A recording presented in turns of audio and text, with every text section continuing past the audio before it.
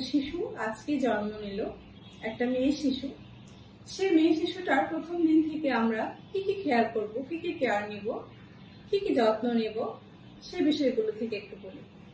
একটা মেয়ে শিশু জন্ম নিল, তাহলে তার ক্ষেত্রে আমাদের গাইনোকোলজির দিক থেকে কি দেখার আছে, কি খেয়াল করার আছে। গাইনোকোলজির দিক থেকে যদি চিন্তা করি, তাহলে আমরা তার ভালভা, যেটা এক্সটার্নাল জেনিটাল অর্গান, সেটা আমরা চেক করতে পারবো। তার সাথে হচ্ছে যে তার লিঙ্গটা ছেলে অথবা মেয়ে, তার বাইরেও কিন্তু অনেক সময় অ্যাম্বিজিয়াস জেনিটালিয়া যেটা হয়, সেটাও কিন্তু আছে কিনা আমরা খেয়াল করতে পারবো। তো একটা মেয়ে শিশু, তার আমরা এক্সটার্নাল জেনিটালিয়া থেকে কি দেখবো, যে তার ক্লাইটোরিস নর্মাল আছে কিনা, তার ভালভাতে ল্যাবে মেজোরা মাইনোরা, তার ভাজাইনা, তার হাইমেন, এই জিনিসগুলো কিন্তু দেখতে হবে। অনেক সময় দেখা যায় অনেক মায়েরা 6 মাস পরে বা 1 বছর 2 বছর পরে আমার কাছে নিয়ে আসে ছোট্ট শিশু মেয়েটাকে, যে ম্যাম আমার মেয়ের জ্বরের মুখের পর্দাটা পুরোটা বন্ধ, যেটাকে আমরা ইনট্যাক্ট হাইমেন বলি। এই জিনিসটা কিন্তু আমরা জন্মদিন থেকে খেয়াল করতে পারি।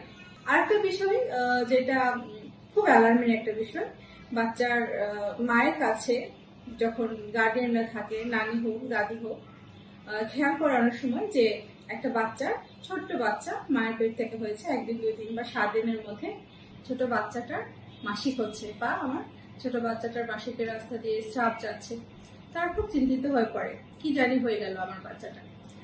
এক্ষেত্রে আমি বলবো এটা নিয়ে খুব বেশি ভয়ের কিছু নাই, কারণ একটা মেয়ে শিশু যখন মায়ের গর্ভে থাকে, তখন তার মায়ের যে হরমোনগুলো, মেনলি হরমোন ইস্ট্রোজেন, বাচ্চার শরীরে কর দিয়ে চলে আসে। যখন আমরা প্রসবের পরে মায়ের কাছ থেকে বাচ্চাকে আলাদা করে ফেললাম, তখন তার হরমোনটা মায়ের শরীর থেকে যেটা পাচ্ছিল সেটা উইথড্র হয়ে গেল।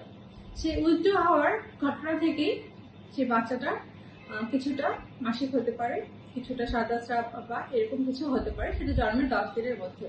সেটা নিয়ে খুব বেশি ভয়ের কিছু নাই, আমাদেরকে বোঝাতে হবে যে এটা স্বাভাবিক, একটু আসতে পারে, এটা নর্মাল। তবে যদি খুব বেশি কিছু আসে, যে অনেক বেশি স্রাব আসছে, অনেক কিছু, সেক্ষেত্রে তাহলে আমাদের ডাক্তারের পরামর্শ দিতে হবে।